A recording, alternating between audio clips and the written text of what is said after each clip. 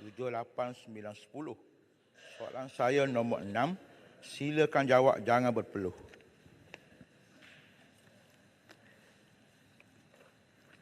Terima kasih Datuk Tuan Ketua. Terima kasih juga kepada YB Setia. Saya berjawab tak ada perlu pun. Berkenaan dengan soalan ini, persepsi YB Setia sebenarnya adalah tidak benar. Kegiatan along, loan shark dengan izin atau perniagaan wang tanpa lesen adalah satu jenayah komersial.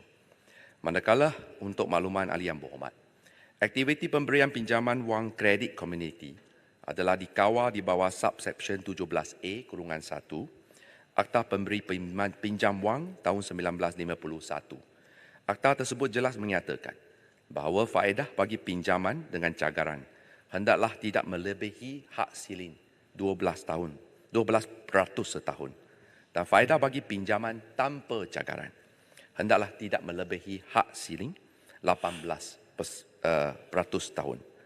Akta tersebut melalui subsection 17A-2 juga telah menerangkan bahawa faedah tidak boleh pada bila-bila masa dikutip oleh pemegang lesen akan suatu jumlah yang melebihi jumlah pokok yang kena dibayar. Oleh yang demikian, tempoh dan jumlah bayaran semula ansuran perlu mematuhi Akta 400 dan semua peraturan-peraturan pemberi pinjaman, kawalan dan pelesenan tahun 2003. Kadar faedah nominal dan kadar faedah efektif di bawah akta ini adalah sama dan ia tidak terkesan dengan kadar dasar semalaman ataupun OPR yang ditetapkan oleh Bank Negara Malaysia. Pemberian pinjaman di bawah Akta 400 juga adalah untuk tempoh yang singkat dan caj faedah diambil berdasarkan kepada tempoh pinjaman yang dibuat. Selaras dengan prinsip pembiayaan bertanggungjawab atau dengan izin, responsible lending, syarikat kredit komuniti akan melaksanakan penilaian risiko berdasarkan pelaporan kredit yang diperolehi daripada agensi pelaporan kredit yang berdaftar di bawah Kementerian Kewangan untuk menilai kemampuan peminjam sebelum memperolehi sesuatu fasiliti pinjaman sekaligus mengelakkan kes-kes pinjaman tidak berbayar. Berdasarkan kepada penilaian tersebut, syarikat kredit komuniti boleh mengenakan kadar faedah yang bersesuaian asalkan ia tidak melebihi kadar faedah maksimum yang ditetapkan oleh akta. Kegiatan pemberian pinjaman wang tanpa lesen merupakan satu jenayah komersial dan tindakan pemantauan serta siasatan lanjut dilaksanakan oleh pihak Jabatan Siasatan dan Jenayah Komersial Polis Diraja Malaysia.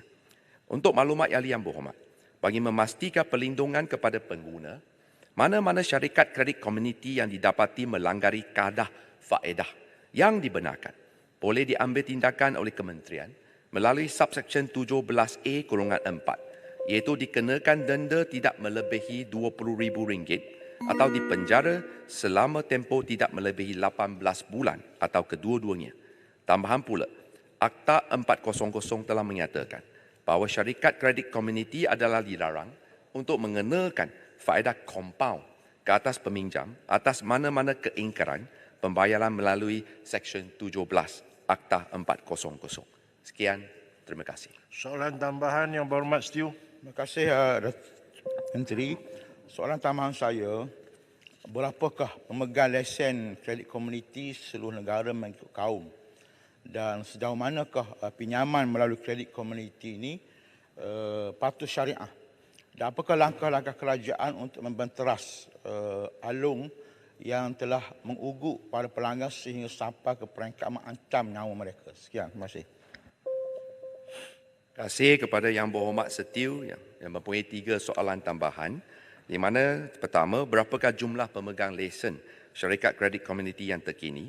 Sehingga 31 Januari tahun ini, terdapat 4,817 pemegang lesen syarikat kredit komuniti yang aktif, lebih kurang 60% adalah dari golongan Bumiputera.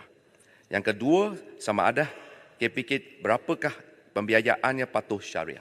Untuk maklumat yang berhormat, KPKT sedang dalam pengubalan Akta Kredit Pengguna yang diterajui oleh Kementerian Kewangan dan Suruhanjaya Security Commission, dan ianya akan mengambil kira peruntukan bagi pembiayaan patuh syariah dan pajak gadai Islam oleh industri bukan pembangkang.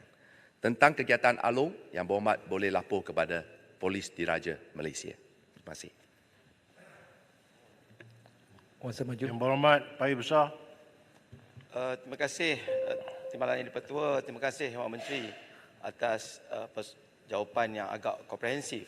Persoalan saya kepada Yang Menteri ada dua perkara. Perkara yang pertama isunya adalah perlindungan kepada pengguna. Kerana pengguna khususnya anak muda adalah golongan yang paling fragile dalam keadaan ekonomi tak menentu. Cuma Yang Menteri dan Yang Berhormat Tan pun ada sentuh isu CCOB, Consumer Credit Oversight Board, to enact satu akta namakan Consumer Credit Act.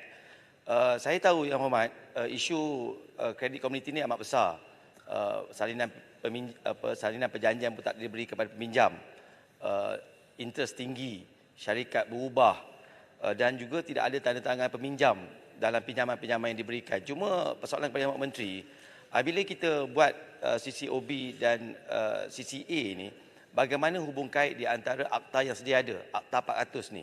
Adakah akta itu berada di bawah CCOB ataupun Akta 400 berada seiring? Dan yang keduanya, bagaimana strategi untuk kita menerangkan? Sebab pelaksanaan CCA ini tahun hadapan Yang Maha Menteri, sudah pasti rakyat kena tahu bagaimana penjelasan supaya tidak lagi rakyat tertipu dengan skam-skam yang ada di negara kita. Terima kasih, Yang Menteri. Terima kasih Yang Berhormat atas keprihatinan. Seperti yang dikatakan oleh Yang Berhormat, kerajaan amat prihatin untuk melindungi kepentingan pengguna. Untuk maklumat Yang Berhormat, sebenarnya mengikut Akta Peminjam Wang Berlesen tahun 1951, sebenarnya ia dulu asalnya adalah ordinan, kemudian dipinda pada tahun 2003. Untuk maklumat Yang Berhormat, seperti yang saya terangkan tadi, siapa-siapa yang langgar kepada peruntukan akta tersebut, dia boleh dikenakan tenda tidak melebihi RM20,000 ataupun penjara 18 bulan. Oleh kerana itu, memang akta memberikan perlindungan. Dan untuk maklumat Dewan Yang Mulia ini, memandangkan ini adalah sejak zaman ordinan peminjam wang berlesen. Sekiranya dibandingkan dengan negara-negara lain, sebenarnya kadar faedah peminjam wang kredit komuniti di Malaysia adalah antara yang paling rendah di rantau ini. Saya bagi contoh, di Hong Kong, jumlah faedahnya adalah 24% hingga 60%. Dari Filipina, no limit, willing borrower, willing lender. Yang ketiga, Singapura, 20%. Malaysia pula 12 sampai 18%. Jika dibanding dengan Australia, jumlah faedah 48%. Jika India, 21%. Oleh kerana itu sebenarnya di Malaysia, faedah kredit komuniti adalah antara yang paling rendah. Dan sebenarnya kerajaan tidak ada cadangan untuk menaikkan faedah peminjam tersebut untuk melindungi hak pengguna dan menjaga kepentingan perniagaan yang berlesen ini. Sekian, terima kasih.